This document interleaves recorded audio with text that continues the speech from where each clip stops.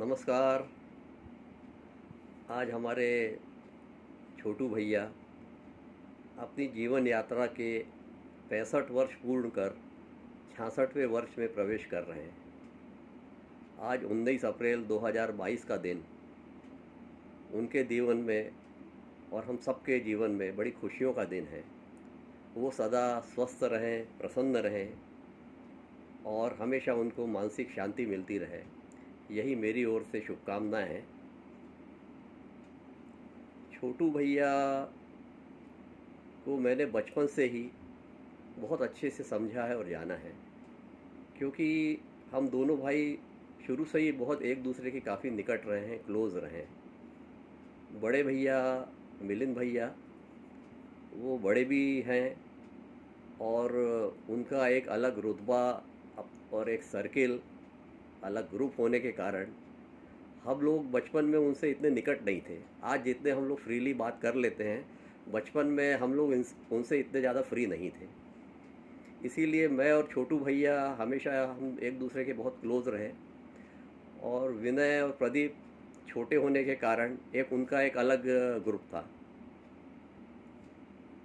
जहाँ तक मैं छोटू भैया को समझा हूँ, वो बचपन से ही अत्यंत लो प्रोफाइल रहने वाले व्यक्ति तथा अंतर्मुखी स्वभाव के रहे हैं, परंतु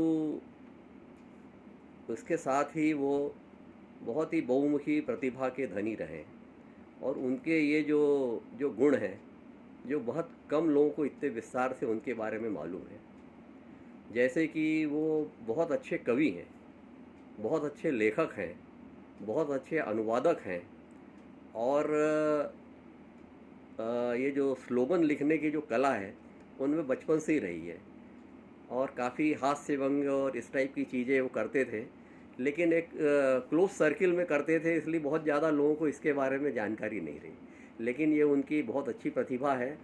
और जहाँ तक मुझे जानकारी है, नौकरी में भी उन्होंने अपनी इस प्रतिभा से अपने जो बॉसेस हैं उनको काफ़ी विभिन्न अवसरों पे उन्होंने प्रभावित किया है।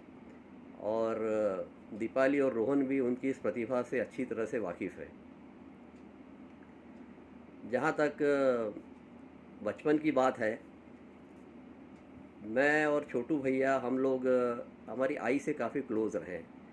और मुझे ये कहने में कोई संकोच नहीं और ये बात गलत भी नहीं है कि छोटू भैया आई के सबसे ज़्यादा लाडले और विश्वास पात्र रहे बचपन से। एक तो उनका सीधा सरल स्वभाव, जिसके कारण वो आई के हमेशा क्लोज़ रहे और आई हमेशा अपनी जो बातें छोटू भैया से हमेशा बचपन से शेयर करती थी। और आई से ही उन्होंने जो धार्मिकता का जो पाठ है, बचपन से ही भगवान की पूजा करना, धर्म ग्रंथों का पढ़ना, श्लोक और मंत्र आदि का उच्चारण करना, आरतियाँ गाना, ये छोटू भैया शुरू से ही आई के बहुत निकट होने के कारण और उनका धार्मिक स्वभाव होने के कारण ये गुण उनमें बचपन से ही था। और यही कारण था कि आबा ने जब अपनी धार्मिक किताबें किसी को देना चाहा तो छोटू भैया ही उसके सबसे अच्छे उत्तराधिकारी थे, जिन्होंने उन किताबों का बाद में भरपूर उपयोग भी किया और लगातार उनका अध्ययन भी कर रहे हैं।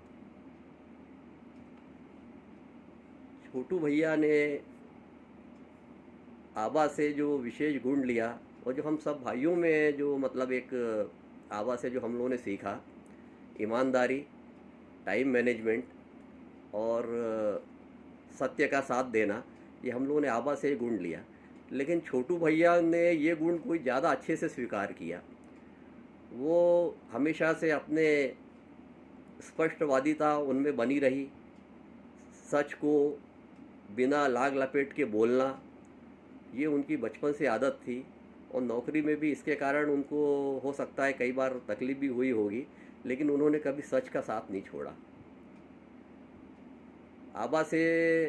आबा का उन्होंने जो एक मैंने आबा में बहुत क्वालिटियाँ थी और जो हम लोग उनसे नहीं सीख पाए। आबा का जो एक गुस्सेल स्वभाव है, वो मेरे को लगता है थोड़ा छोटू भैया में भी आया है, क्योंकि उन्होंने हमेशा सच का साथ दिया है और वो स्पष्टता से सच को बोला है। थोड़ा गुस्सैल भी रहे हैं, लेकिन मन के बहुत कोमल हैं। जितनी जल्दी गुस्सा होते हैं उतनी जल्दी भूल भी जाते हैं। ये उनका उनके साथ बड़ा प्लस पॉइंट है।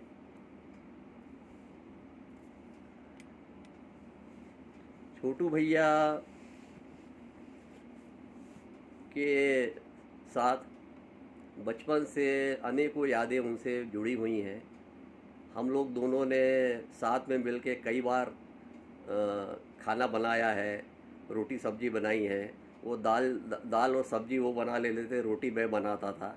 इस तरीके से हम लोग काफ़ी कुछ शेयर करते थे। जब भी आई की तबीयत ख़राब होती थी या आई बीमारी के कारण आई नागपुर जाती थी, तो हम लोग ये काम बहुत करते थे, घरेलू काम। मिलिंद भैया का ओवरऑल मैनेजमेंट रहता था और विनय प्रदीप जो मदद करना, साफ़ सफाई करना, हम लोग को इस टाइप की वो लोग हेल्प का काम करते थे। और मैं और छोटू हम लोग बाकी इस टाइप के काम निपटा लेते थे। एक हम लोगों की मतलब हम लोग, मेरे को कभी याद नहीं है कि बचपन में मेरी छोटू भैया से कभी भी कोई लड़ाई झगड़ा या मारपीट या कुछ हुई हो। हम लोगों में बहुत अच्छी अंडरस्टैंडिंग थी और काफ़ी विषयों पे हम लोग खुल के बातचीत करते थे। और छोटू भैया के जो दोस्त थे उस समय भोपाल में, मेरी उनसे भी बड़ी अच्छी दोस्ती थी और हम लोग सब आपस में कई बार काफ़ी विषयों पे बातचीत करते थे। हम लोगों में, भाइयों में, कई विषयों में हम लोग की अपनी अपनी चॉइस रही हैं, मतभेद रहे हैं और हम लोग लंबी लंबी बहस करते थे। और ये जो बहस है, कई बार तो बिल्कुल ऐसा लगता था कि अब झगड़ा ही हो जाएगा, लेकिन ऐसा कभी होता नहीं था। और हम लोगों में मतभेद जरूर रहे, लेकिन उसके कारण कभी ऐसी कटुता आई नहीं, ऐसा मनभेद कभी नहीं हुआ। हम लोग का ये अच्छा था, लोगों को ज़रूर लगता होगा कि अब इन लोगों में काफ़ी ज़्यादा ये माहौल गर्म हो रहा है, लेकिन उतनी जल्दी फिर शांत भी हो जाता था।